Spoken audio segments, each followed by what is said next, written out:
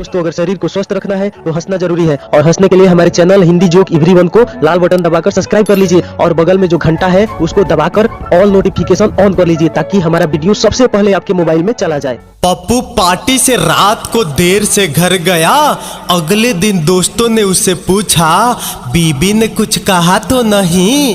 पप्पू बोला, ना ना कुछ खास नहीं, ये 2 दांत तो मुझे वैसे भी निकलवाने थे। टीचर बोला, क्लास में लड़ाई क्यों नहीं करनी चाहिए?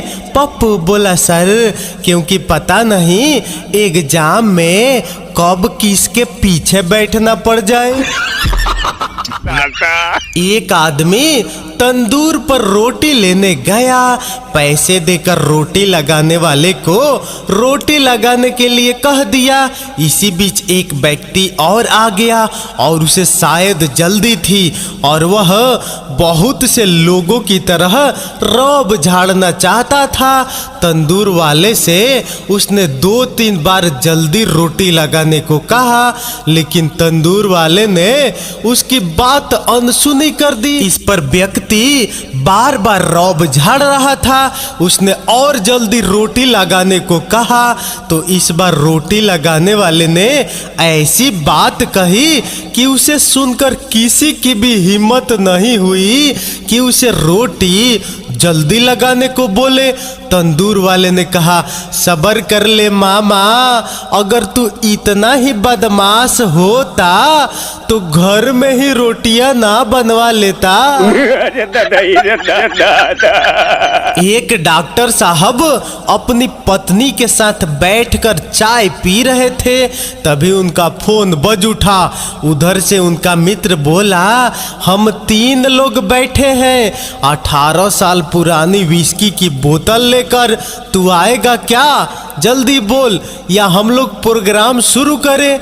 डॉक्टर साहब बोले, मैं अभी आता हूँ, तुम लोग शुरू मत करना, मेरा इंतजार करो। पत्नी ने पूछा, क्या बात है जी, कुछ सीरियस है क्या?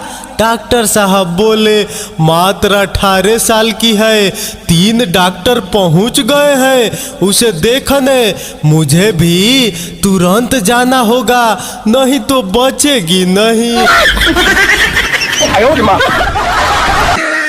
एक अधेड़ बिजनेसमैन अपनी पत्नी के साथ 5 स्टार होटल के रेस्टोरेंट में डिनर कर रहा था।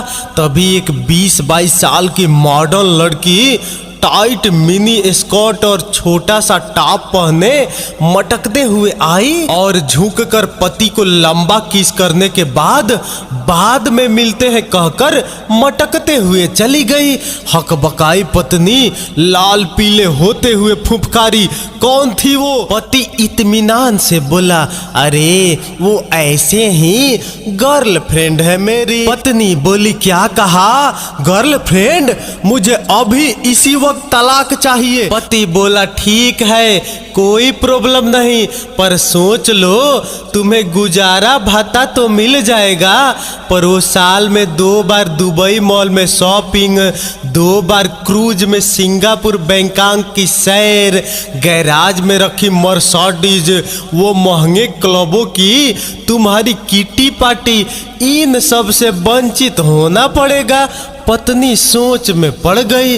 तभी एक परिचित बिजनेसमैन अपने से आधी उम्र की जवान महिला के साथ रेस्टोरेंट में प्रवेश किया। पत्नी बोली, अरे ये मिस्टर कपूर के साथ वो लेडी कौन है?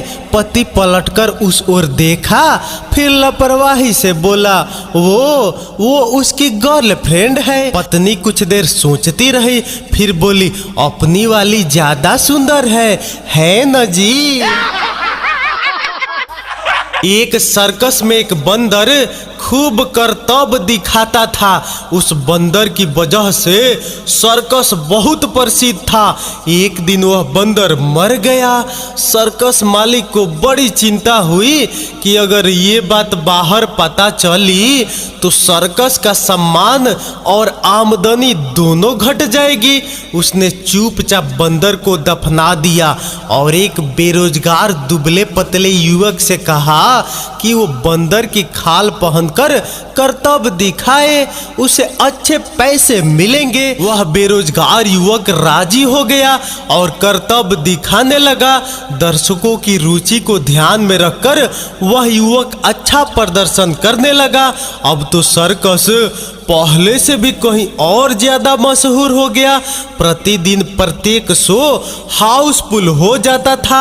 एक दिन वह बंदर रस्सी पर गुलटिया लेते हुए कर्तव्य दिखा रहा था कि तभी अचानक रस्सी उसके हाथ से छूट गई और वो धड़ाम से ऊपर से खुले शेर के पिंजड़े में जा टपका।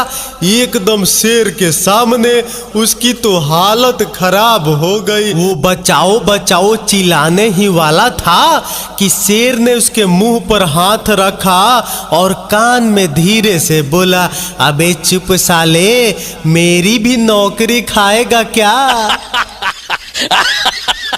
दोस्तों, जोक्स तो रोज सुनते हैं, आज एक मोटिवेशनल स्टोरी जरूर सुन लीजिए और पूरा देखिए और एक लाइक भी कर दीजिएगा यार, बहुत मेहनत से बनाता हूँ। ठीक है। एक समुद्र के किनारे जब एक तेज लहर आई तो एक बच्चे का चप्पल ही अपने साथ बहा ले गई। बच्चा रेत पर अंगुली से लिखता है, समुद्र चोर है।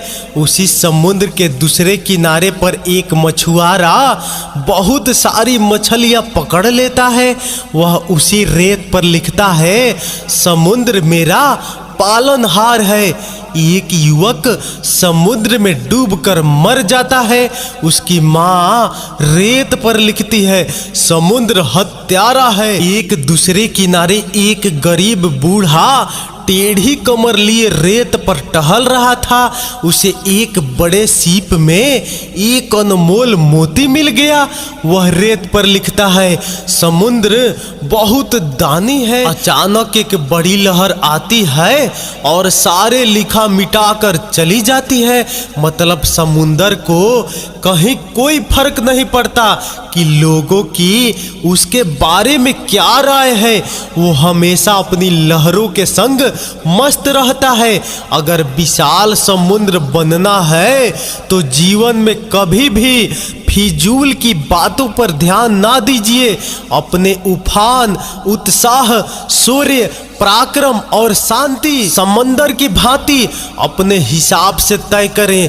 लोगों का क्या है, उनकी राय परिस्थितियों के हिसाब से बदलती रहती है।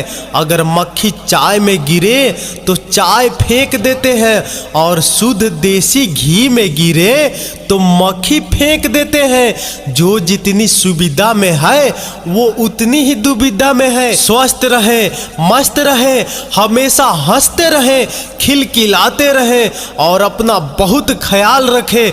और एक कमेंट कर दें कि आप मेरे रेगुलर वीडियो देखते हैं। क्या बात है जी, एक्टिंग की बादशाह कसम से बहुत अच्छी वीडियो बनाई है। सही जिसे को ना बहुत गुड हो गया जी। एक लड़की का एक्सीडेंट हो गया। डॉक्टर बोला, आपका पैर खराब हो गए हैं। लड़की बोली, क्या ये सही नहीं होंगे? डॉक्टर बोला, नहीं, इसको काटना पड़ेगा। लड़की बोली, ओ नो, अब मैं क्या करूंगी? डॉक्टर बोला, धीरज रखिए, ईश्वर सब ठीक करेगा। लड़की बोली, अरे मुझे उसकी टेंशन नहीं है। दरअसल मैंने कल ही नई सैंडल खरीदी है और उस दुकान पर लिखा था बिका माल वापस नहीं होगा। अब डॉक्टर बेहोश। एक पति सिर्फ 7वीं मंजिल का फ्लैट ढूंढने निकला।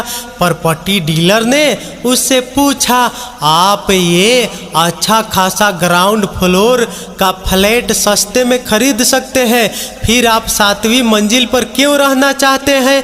पति ने खुलासा किया, दरअसल मेरी पत्नी को जब भी गुस्सा आता है तो वह फौरन खिड़की से कूदकर मायके चली जाती है। बहू रोए जा रही थी। सास ने पुचकारते हुए पूछा, क्यों बेटी, रो क्यों रही हो? बहू बोली, क्या मैं चुड़ैल जैसी दिखती हूँ? सास बोली, नहीं, बिल्कुल नहीं। बहू बोली, क्या मेरी आंखें मेढकी की तरह है? सास बोली, नहीं तो।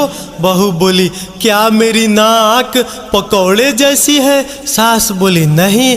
बहू बोली क्या मैं भैंस जैसी मोटी और काली हूँ? सास बोली नहीं बेटी, बिल्कुल नहीं। बहू बोली फिर सारे मोहल्ले के लोग क्यों कहते फिरते हैं कि तू तो अपनी सास जैसी दिखती है? अब सास बेहोश।